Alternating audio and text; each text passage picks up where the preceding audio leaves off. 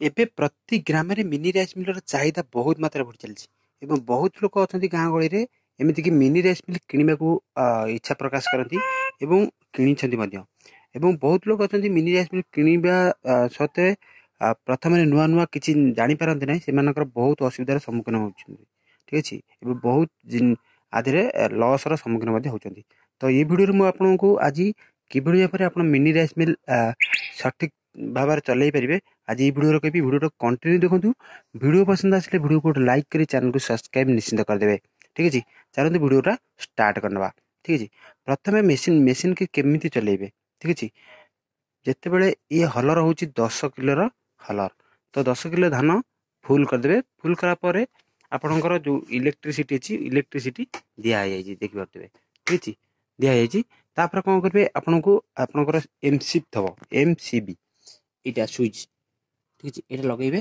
ଲଗେଇଲା ପରେ ଆପଣଙ୍କର ଏଇଟା ହେଉଛି ଲିଭର ଆଡ଼ଜଷ୍ଟମେଣ୍ଟ। ଠିକ୍ ଅଛି, ଲିଭର ଆଡ଼ଜଷ୍ଟମେଣ୍ଟ ଏଇଟାକୁ ପୁରା ଲୁଜ୍ ହିଁ କରିଦେବେ। ଲୁଜ୍ ନେଇ ଟିକେ ହାଲକା ଲୁଜ୍ କରିଦେବେ। ତାପରେ ଏଇଟା ହେଉଛି ଇଏ ହେଉଛି ଲିଭର। ଏଇଟାକୁ ଯେତେ ଖୋଲିବେ ଆପଣଙ୍କର ଧାନ ସେତେ ପ୍ରଡକ୍ସନ ଭିତରକୁ ଆସିବ। ଭିତରେ ଜାଲି ଅଛି, ଜାଲି ଦେହରେ ଏପଟକୁ ଆସିବ। ଠିକ୍ ଅଛି, ଆକୁ ହାଲକା, ଠିକ୍ ଅଛି, ହାଲକାରେ ଖୋଲିବେ, ଟିକେ ଖୋଲିଦେବେ। ଖୋଲିଦେଲା ପରେ ଯେତେବେଳେ ଚାଉଳ ପଡ଼ା ଆସିବ, ଏଇ ଯେଉଁ ଏଇଟା ଅଛି, ଆକୁ ନଟଟା ଖୋଲି ଆକୁ ଆସ୍ତେ ଧୀରେ ଧୀରେ ଆକୁ ଟାଇଟ୍ କରିବେ। ଦେଖିବେ ଯେ ପର୍ଯ୍ୟନ୍ତ ଆପଣଙ୍କର ଚାଉଳରେ ଧାନ ମରୁନି, ଧାନ ରହୁଛି, ସେ ପର୍ଯ୍ୟନ୍ତ ଆକୁ ଟାଇଟ୍ କରିବେ। ଠିକ୍ ଅଛି, ଟାଇଟ୍ କରି ଆକୁ ଫିକ୍ସ ହିଁ କରିଦେବେ।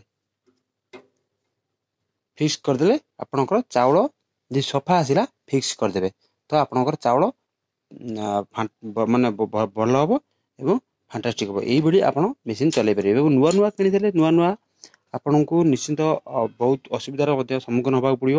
ଠିକ୍ ଅଛି, ସେଥିପାଇଁ ଆମ ଚ୍ୟାନେଲରେ ବହୁତ ଭିଡ଼ିଓ ମଧ୍ୟ ଅପଲୋଡ଼ ଅଛି, ଆପଣମାନେ ଯାଇ ଦେଖିପାରିବେ। ଠିକ୍ ଅଛି, ଆଉ ଆପଣଙ୍କର ଯଦି କିଛି ଅସୁବିଧା ହେଉଛି ନିଶ୍ଚିନ୍ତ କମେଣ୍ଟ ବକ୍ସରେ କମେଣ୍ଟ ନିଶ୍ଚିନ୍ତ କରିଦେବେ। ଠିକ୍ ଅଛି, ଏମିତି କରି ଆପଣ ମିନି ରାଇସ୍ ମିଲ୍ ଚଲାନ୍ତୁ। ଠିକ୍ ଅଛି, ଆଉ ଇଏ ହେଉଛି ମୋର ଛୋଟ ବିଜନେସ୍। ଏଗୁଡ଼ା ସବୁ ଥୁଆ ହେଇଛି, ପେଶା ହେବ ଆଜି। ଏଇଟା ଥୁଆ ହେଇଛି, ଏଇଟା ଥୁଆ ହେଇଛି, ଏଗୁଡ଼ା ସବୁ ଆଜି ପେଶା ହେବ।